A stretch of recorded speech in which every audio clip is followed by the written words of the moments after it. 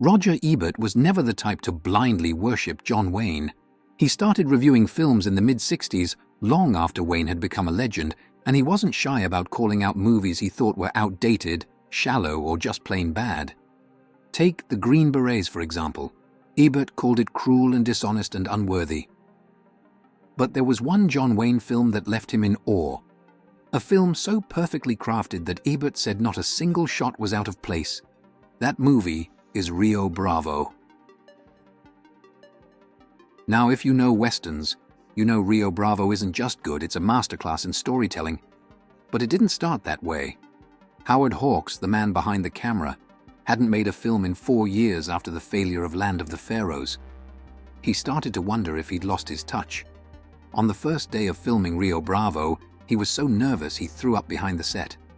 Then he pulled himself together, stepped onto the set, and directed a masterpiece. The setup is simple. John Wayne plays Sheriff John T. Chance, who arrests a hot-headed rancher's brother for murder. That rancher has money, power, and an army of hired guns ready to storm the town and break him out. With 6 days until reinforcements arrive, Chance has to hold the line with a ragtag team, a washed-up drunk, an old-timer with a limp, and a cocky young gunslinger. Sounds familiar? That's because Rio Bravo was so good, Hawks remade it twice, as El Dorado in 1966 and Rio Lobo in 1970. John Carpenter even lifted the entire blueprint for Assault on Precinct 13. But what makes Rio Bravo special isn't just the plot, it's the way it unfolds. There's a slow-burning tension hanging over every scene. The saloon band keeps playing El Degüello, a song famously used by the Mexican army at the Alamo to signal they wouldn't be taking prisoners. Dean Martin's character dude is battling his own demons, shaking and sweating his way through alcohol withdrawal. Every moment feels like it matters. And what's interesting is that Rio Bravo was born out of spite. Hawks made it as a direct response to High Noon, a film he hated. He thought Gary Cooper's sheriff running around town, begging for help, was embarrassing. A good sheriff doesn't act like a chicken with his head cut off, he said.